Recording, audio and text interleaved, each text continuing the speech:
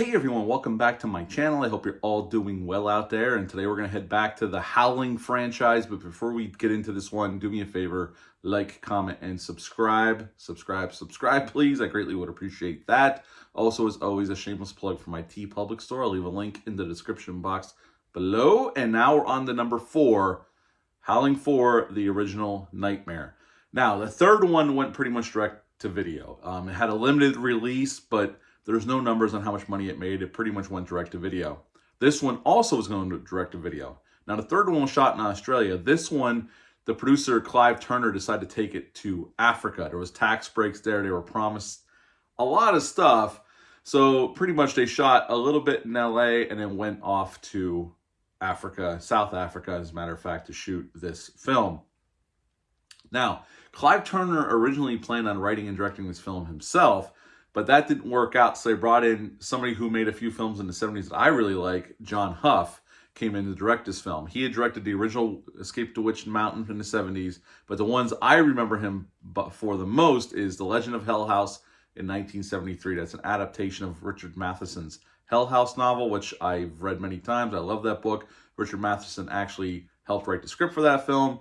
And a film I reviewed last year, Dirty Mary, Crazy Larry in 74. He did that film as well. He did other films as well, but those are the ones I really like that he did in his career.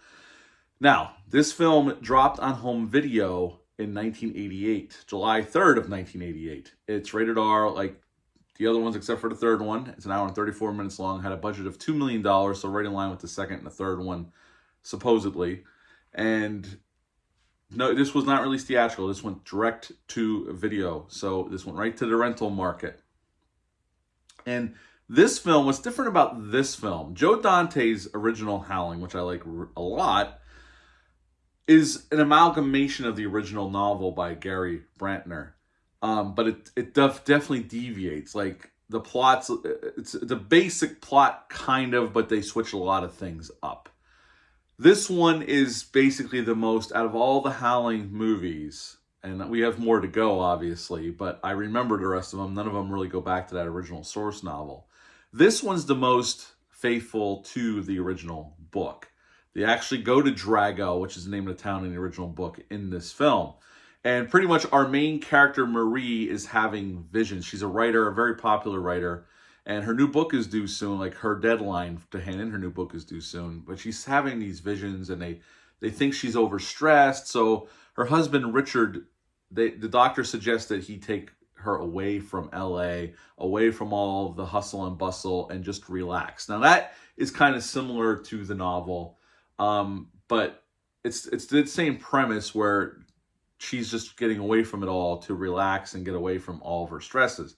So he rents this nice little cabin in Drago, this small town in the middle of nowhere, which is very much right out of the book.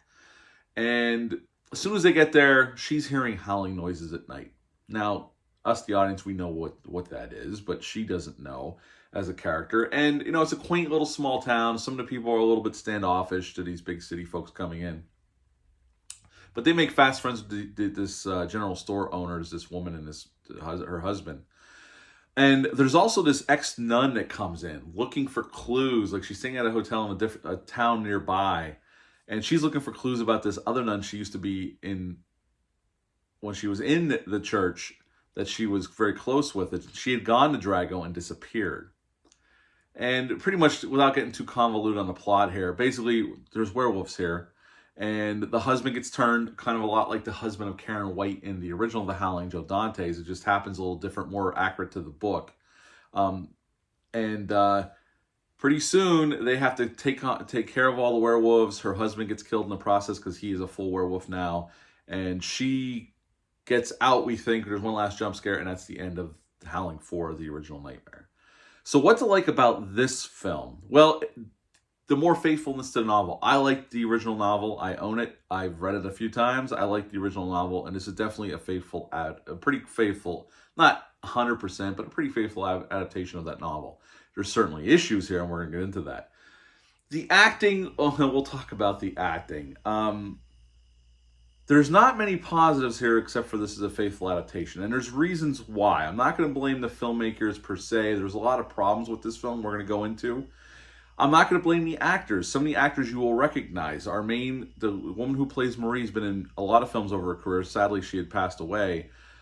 She was in Face Off and other projects. The husband, the guy who plays the husband, I remember him from the Dark Shadows reboot in the early 90s.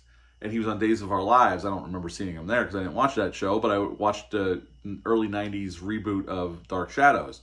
So there's recognizable faces here, but let's get into the negatives and why this film fails on many levels, unfortunately. Because if they had more money and more competent, I'm not going to blame everybody behind the camera here. I think there was a lot of mistakes made with this production, and you can tell by watching this film. I had seen this once in my life until I rewatched it last night on Tubi. Again, all the Howling films are on Tubi, so you can watch them for free if you want to. The transfer in this one looks like it's the old VHS transfer. So you can watch it, but it's not the best way. It's not a great transfer whatsoever. Now, John Ho, I read a interview with him he did an interview with Fangoria, I don't know, probably about 20 years ago. And there's an audio interview with him on a podcast. And he let out what the problems were on this film. He goes, this very much is not my film. Howling 4 was not my film.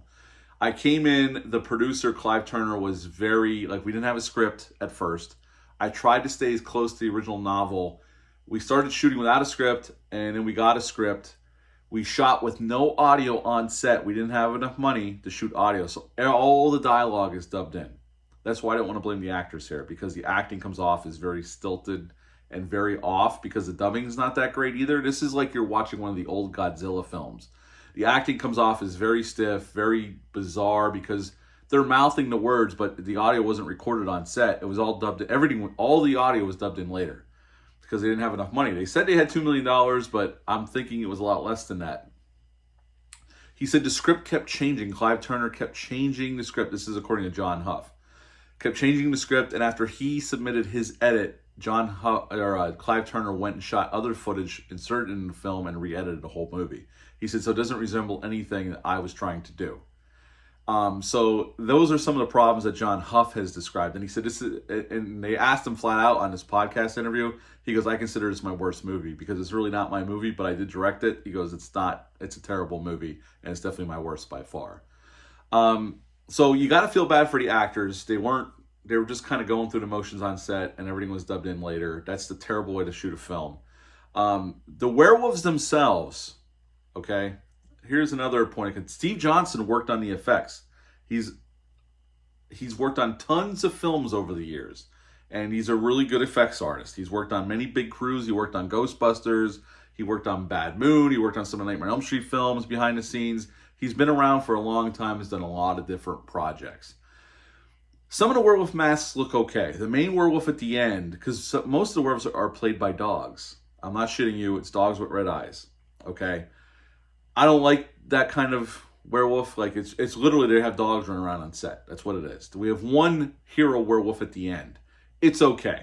Not the greatest werewolf. It certainly doesn't compare to the original Howling werewolf, the Eddie Quist werewolf, or even some of the other werewolves in that film. Certainly better than, it certainly looks better than the werewolves in part 2 and part 3, but that's not saying a whole lot. And then there's an effect where her husband, Marie's husband, Richard, turns into a werewolf because he gets turned by the Marcia character. She owns a shop this time, more in line with the book.